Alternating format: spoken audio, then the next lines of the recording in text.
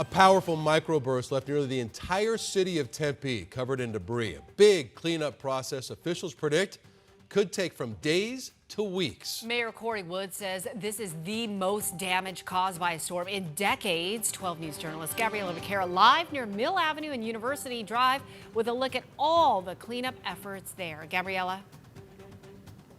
Well, Tram Troy, Maple Ash neighborhood is one of the residential areas hit hardest by the storm, and this is a perfect example of what we're seeing out here. Take a look. This tree snapped right in half, and now it's completely blocking 10th Street. This is also one of the areas that the city of Tempe says they're making a priority in clearing because it's one of the right-of-way streets.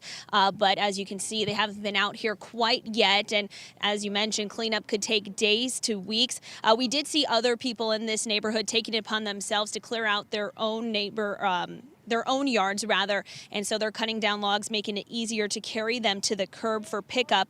The city of Tempe says bulk trash pickup is part of the cleanup process, but the first priority is making sure everyone is okay following the storm.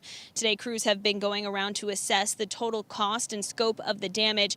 The Tempe Fire Medical Rescue Department responded to over 180 incidents yesterday, which is a 50% increase from their normal day-to-day responses. The department identified several critical zones, including two of the locations 12 News was at yesterday.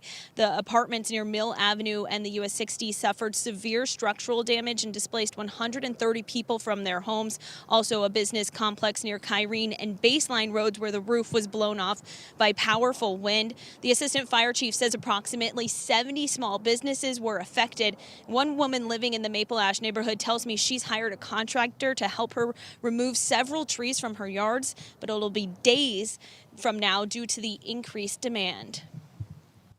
I can't believe, this has happened. And of course, what I was worried about was the damage to the house. We haven't yet had that assessed, so I don't know exactly what, how badly it's damaged. And, just the fact that we'd had the tree for such a long time. And then what else might have happened, and then I went in the backyard and there was a giant tree that had fallen on our fence back there.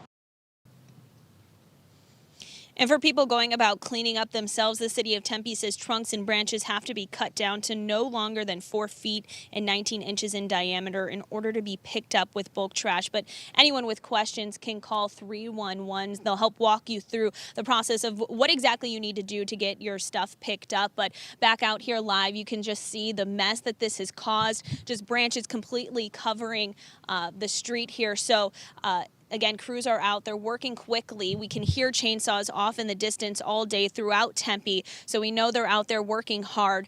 Also, anyone displaced from the storm, they're still encouraged to go to Escalante Multi-Generational Center if they have any needs. That's where the city of Tempe and the Red Cross have people staged in order to help people get what they need during this difficult time. Live in Tempe, Gabriella Vaquera, 12 News.